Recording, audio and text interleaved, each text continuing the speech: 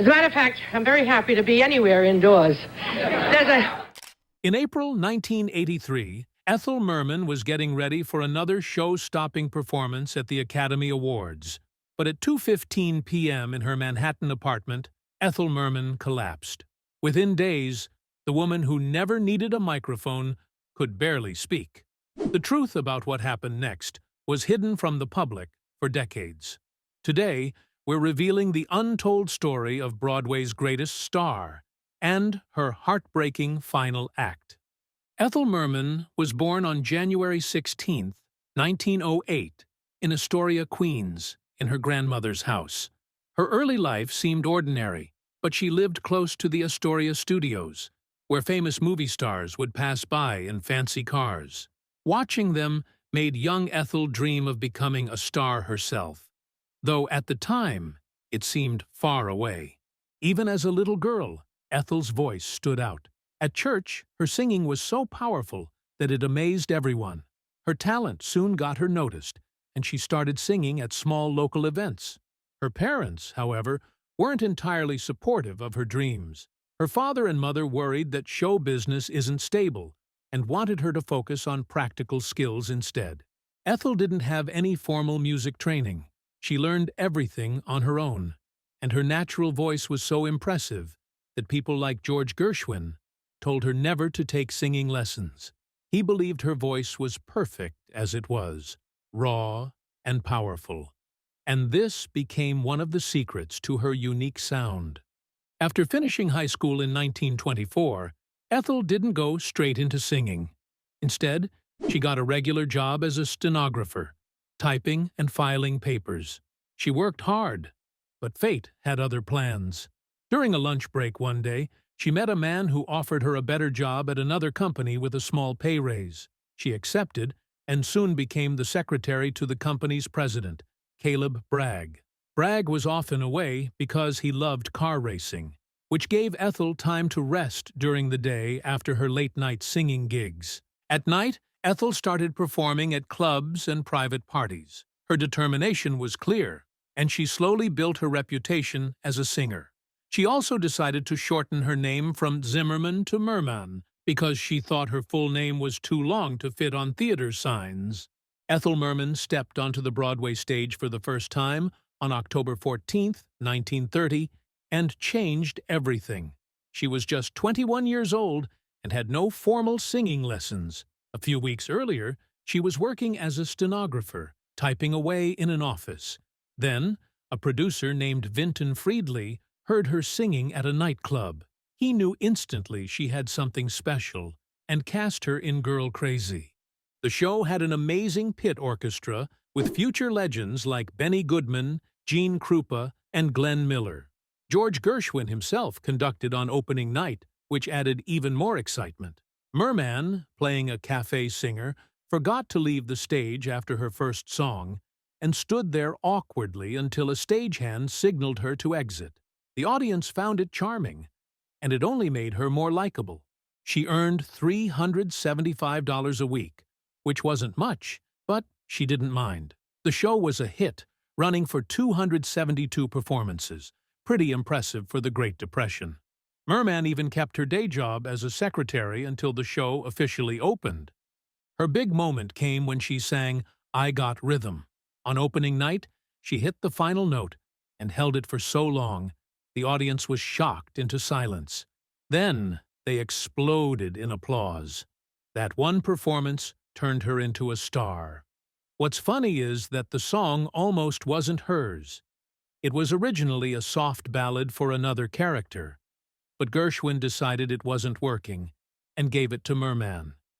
She turned it into the upbeat, show-stopping number we know today. Her voice was so strong that it changed how Broadway music was arranged. Before Merman, orchestras played loudly over singers, but her voice was so powerful that arrangers started pulling back, giving singers more space to shine.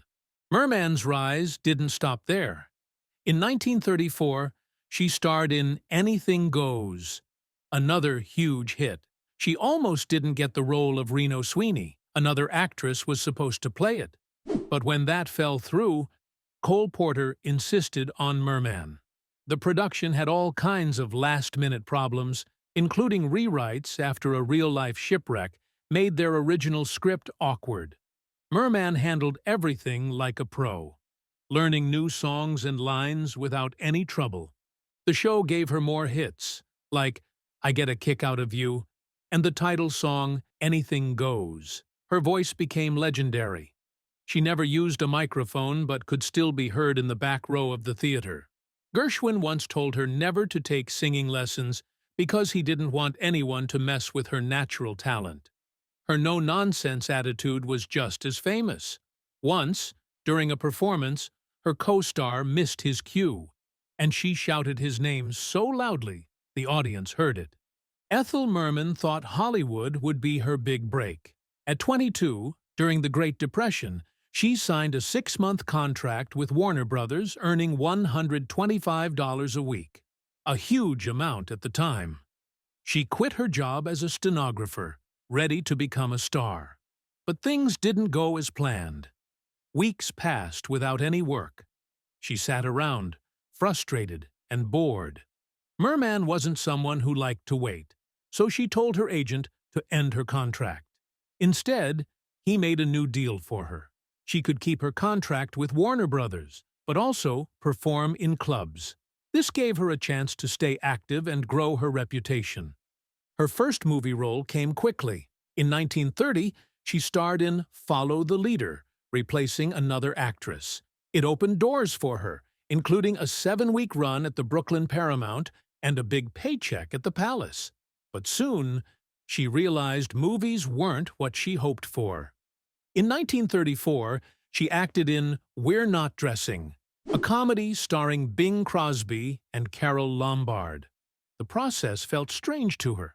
Endless retakes and no live audience made her feel disconnected. She missed the energy and excitement of performing on stage. The worst disappointment came with the film version of Anything Goes in 1936. Merman had been a hit in the Broadway version and expected the movie to be just as great. But Hollywood changed everything. Most of Cole Porter's songs were removed, and the few that stayed were rewritten. Even her performance of the title song was reduced to just one line in the opening credits. To make things worse, new songs were added by other writers, and the movie felt nothing like the Broadway show she loved. Critics noticed too, calling the movie flat compared to the original. For Merman, it was heartbreaking. One of the most humiliating moments of her career happened during the premiere of We're Not Dressing. She had invited friends and family to watch her on the big screen, but as the movie played, she realized one of her musical scenes had been cut. No one had told her. She sat there, embarrassed, while her loved ones watched a movie where her role had been chopped down. The scene, featuring her singing It's the Animal in Me, with a line of elephants, was cut because it was considered too much for the film. The worst part? The song was later used in another movie where Merman didn't even appear. She left the premiere feeling humiliated and more convinced that Hollywood wasn't for her. She later said, "Everything seemed fake. I like to be in control. You couldn't be in films." After these experiences, Merman went back to Broadway, where she belonged. In 1934, she starred in the stage version of Anything Goes. It was a massive hit, running for 420 performances. Unlike Hollywood, the stage let her shine. Audiences loved her bold personality and powerful voice. Songs like I Get a Kick Out of You and Blow, Gabriel, Blow became theater classics because of her. From there, her career skyrocketed. She starred in hits like Red, Hot and Blue in 1936, and Du Barry Was a Lady in 1939. But her biggest success came in 1946 with Annie Get Your Gun. Playing Annie Oakley, Merman sang songs like There's No Business Like Show Business, which became one of her most famous performances. The show ran for over 1,100 performances, and she even returned for a revival 20 years later. During all this, Ethel Merman's life off stage had a shocking secret. From 1939 to 1944, she had a love affair with Sherman Billingsley, who owned the famous Stork Club in New York City. The Stork Club was where the rich and famous came to see and be seen, making Billingsley a powerful figure in high society. The twist? Billingsley was married, and their affair was hidden in plain sight. Merman was 31 when it all began, right at the height of her fame. Billingsley was 43, married for over 10 years, and completely taken by her. He treated her like royalty. He even hired a waiter to follow her around just to light her cigarettes. Their relationship was no secret to the club's staff and regular guests, but they kept it out of the headlines. Billingsley went to great lengths to keep Merman in his life. At one point, he offered her $50,000, close to $1 million today, to leave her second husband, Robert Levitt. But Merman refused, choosing to keep her affair secret instead. Meanwhile, Billingsley used his influence to help her career. He made sure the Stork Club was full of theater fans, which boosted her already growing fame. But the romance had its dark side too. In 1943, Billingsley's jealousy boiled over. One night, he thought another man was interested in Merman, so he had his bouncers drag the man into the kitchen and beat him up. It was a chilling moment that showed how far he'd go to keep her attention. By 1944, the weight of their secret became too much for Merman. She felt guilty about the impact their affair was having on Billingsley's family and decided to end it. To escape the situation, she quickly married William Smith, a Hollywood agent. It was a rushed decision, and they never lived together because she refused to leave New York for Hollywood. After just 283 days, it was over. Smith later joked, "How much I got rhythm can a man take before breakfast?" That summed up their short and rocky relationship. Her second marriage in 1941 to Robert Levitt started off well. They had 2 kids and seemed happy for a while. But Robert's drinking and unpredictable behavior ruined things. After 11 years, they divorced in 1952. It got worse when, 6 years later, Robert took his own life, leaving Ethel to raise their kids on her own.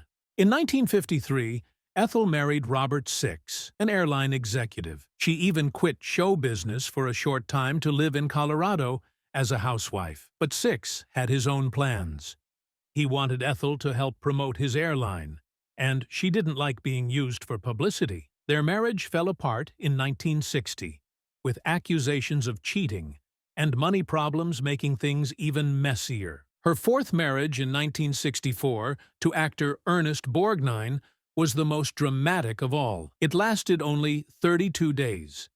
They started fighting on their honeymoon because Borgnine got more attention from fans than she did. By the time they got home, the marriage was over. Borgnine filed for divorce, calling her cruel, and Ethel fired back with the same accusation. In her autobiography years later, she included a blank page titled, "My Marriage to Ernest Borgnine," as a joke about how empty it was. Balancing her career and family was never easy for Ethel. She worked nonstop in hit Broadway shows like Annie Get Your Gun and Gypsy. She performed 8 times a week but still tried to be there for her 2 kids. Her parenting style was strict and no nonsense.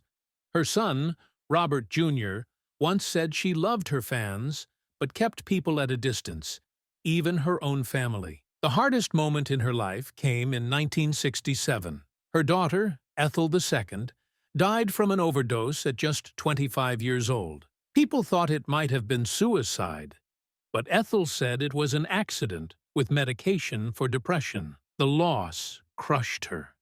She used her faith to keep going, but was never the same after that. Even though her life was full of ups and downs, Ethel kept performing. In 1950, she starred in Call Me Madam, a musical about a bold Washington hostess who becomes an ambassador. Ethel played Sally Adams, a funny and outspoken character that seemed made just for her.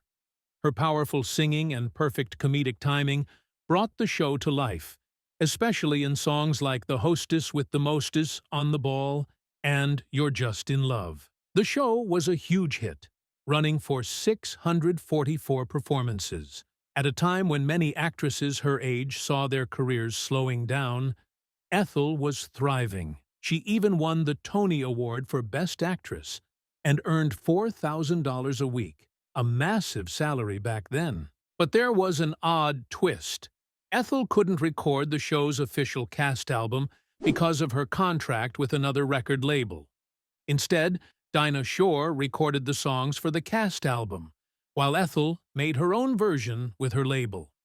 This meant there were two competing albums for the same show, which was very unusual. In 1959, Ethel took on her most famous role, Rose in Gypsy. The musical told the story of a pushy stage mother, and the character of Rose was tough, determined, and sometimes hard to like.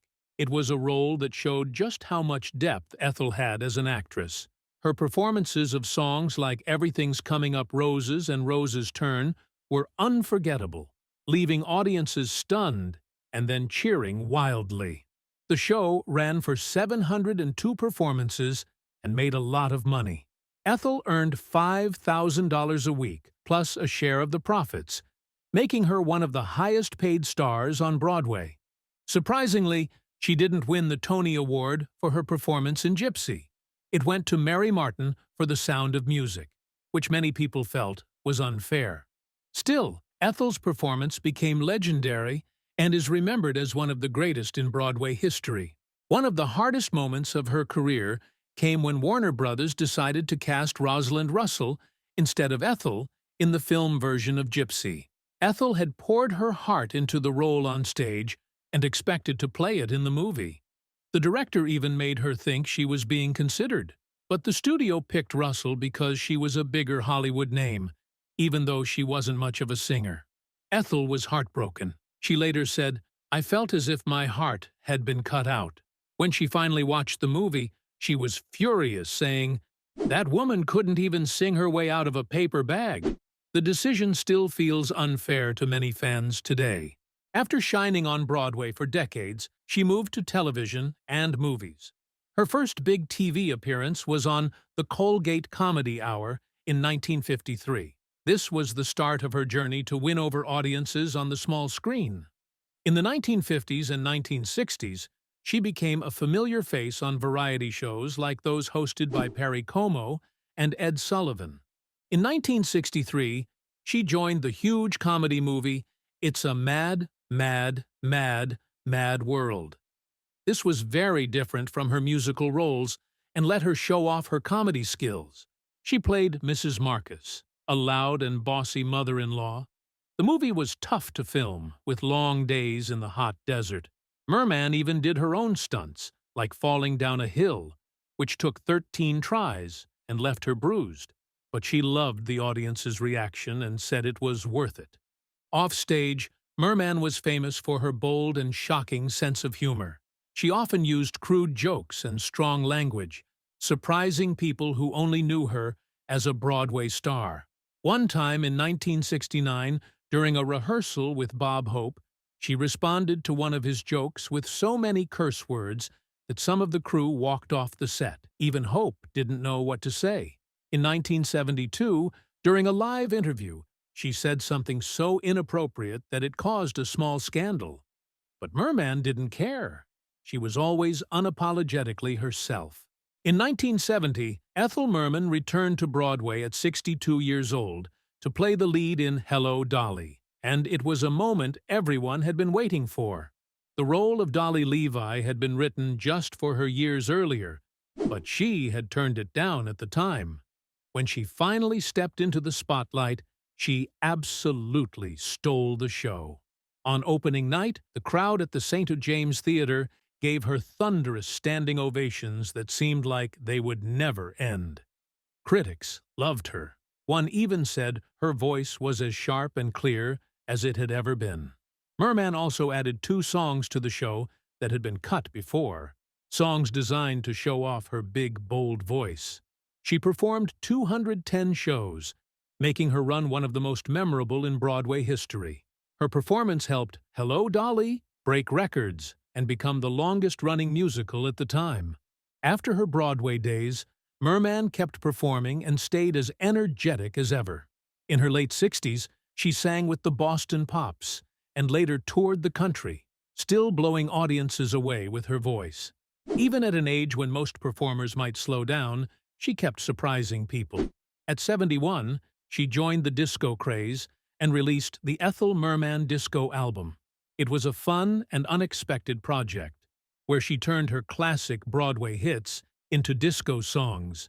Her fans loved it, and it proved that Merman could keep up with the times. She also appeared on TV shows, including a memorable episode of The Muppet Show, where she sang with Kermit and the others. She even had a recurring role on The Love Boat as Gopher's mom, showing her lighter, playful side to a new audience. One of her most touching performances came in 1982 when she gave a solo concert at Carnegie Hall. She was 74 years old, but you'd never guess it from the way she sang. For an entire hour, she delivered hit after hit with all the power and energy that made her famous. The crowd went wild, not out of nostalgia, but because she was still just that good. Around this time, she reunited with her old friend Mary Martin on a PBS show. Together, they sang a duet from Annie Get Your Gun, recreating a magical moment from decades earlier.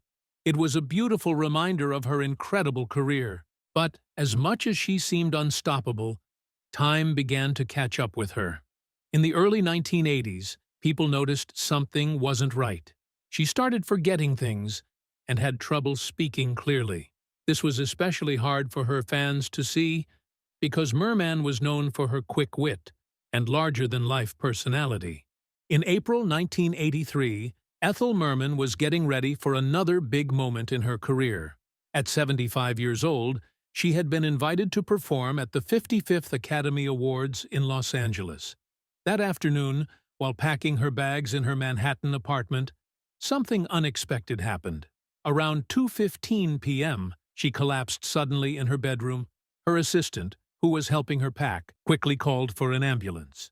When paramedics arrived, they found Merman in bad shape. She wasn't fully awake, but still insisted she was fine and needed to catch her flight. That was classic Ethel, always ready to perform, no matter what. But she wasn't fine. They rushed her to the hospital, where doctors thought she might have had a stroke. The news spread fast, shocking her fans and the entertainment world. The Academy Awards team had to act quickly, and they asked another Broadway legend, Ginger Rogers, to take Merman's place. But what doctors found wasn't just a stroke. After a few days of tests and even surgery, the real reason for her collapse was revealed. Ethel Merman had stage 4 brain cancer. It was an aggressive type, and because of where the tumor was, it couldn't be operated on. This news was devastating. Just days earlier, she had been full of energy, ready to perform. Now, doctors were saying she only had months to live. The speed of it all was shocking, and it was hard to believe this larger-than-life star could be brought down so quickly. The cancer changed her appearance and abilities almost overnight. Her once famous head of hair fell out because of the treatments. Her face became swollen, and her features changed so much that even close friends could barely recognize her. For someone who had always been in the spotlight, this was especially heartbreaking. Her powerful voice, which had made her a star, started to fail. She forgot song lyrics she had sung thousands of times. Some days, she couldn't even speak clearly. It was a cruel twist for someone whose entire life had been about her voice and presence. Her family worked hard to protect her privacy. They told the public she was recovering from a stroke and didn't share the truth about her cancer. They didn't want her to face scrutiny during her final months. Her apartment was turned into a small hospital room so she could stay at home. Only a few people were allowed to visit her, and everything was kept quiet. Her son, Robert Jr., later said that while Ethel loved her fans, she always kept a line between her public life and private life. Even in her toughest moments, her family respected that. On February 15, 1984, Ethel Merman, the unforgettable queen of musical comedy, passed away at 76. She died from brain cancer, and her loss left Broadway and the entertainment world in shock. For decades, her booming voice and larger-than-life personality had lit up the stage, and imagining Broadway without her was almost impossible. That night felt like something straight out of a story. Merman's death happened on the opening night of a new Broadway musical, making it seem as though her departure was perfectly timed for one last dramatic moment.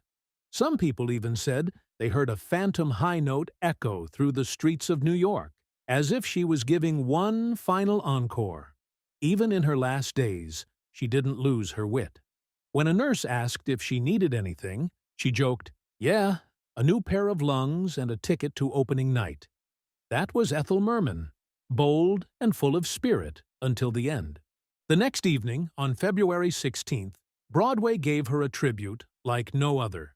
At exactly 9 p.m., every theater on Broadway dimmed their lights for 1 full minute. The entire theater district went dark, creating a powerful moment of silence in her honor. This had never been done before in such a unified way. Even traffic in Times Square was stopped to make the tribute as meaningful as possible. People standing outside the theaters were surprised, but quickly understood the importance of what was happening. Inside the theaters, shows paused, and actors, audiences, and crews all stood still to remember her. At the Winter Garden Theater, where Cats was playing, the entire cast came out in costume and stood silently on stage. At another theater, the orchestra for La Cage aux Folles played a few lines of her most famous song, "There's No Business Like Show Business." The whole city seemed to stop and honor the woman who had given so much to Broadway. Ethel Merman's influence didn't stop when she left this world. Her voice and style changed musical theater forever. She didn't need a microphone. Her voice was so strong it could fill a theater all on its own. Composers like Cole Porter and Irving Berlin wrote songs just for her, knowing she could bring them to life like no one else. She was also famous for 11 o'clock numbers, the big, show-stopping songs near the end of a musical. She sang these with such energy that people would leave the theater remembering her performance above all else. Merman wasn't just a performer. She also made a difference behind the scenes. She was one of the first Broadway stars to negotiate for a share of the profits, making sure actors got more recognition for their contributions. Her deal for the musical Gypsy set a new standard, giving her 10% of the box office earnings. Performers today still benefit from the trail she blazed. Her singing style, known as the Merman Belt, inspired generations of performers. Even now, Broadway stars like Patti LuPone and Idina Menzel see her as a role model. Though microphones are standard today, singers still look up to her powerful, clear delivery. Ethel Merman's legacy isn't just in the songs she sang or the shows she starred in, it's in the way she shaped Broadway itself. She gave her heart and soul to the stage, and her impact will never be forgotten.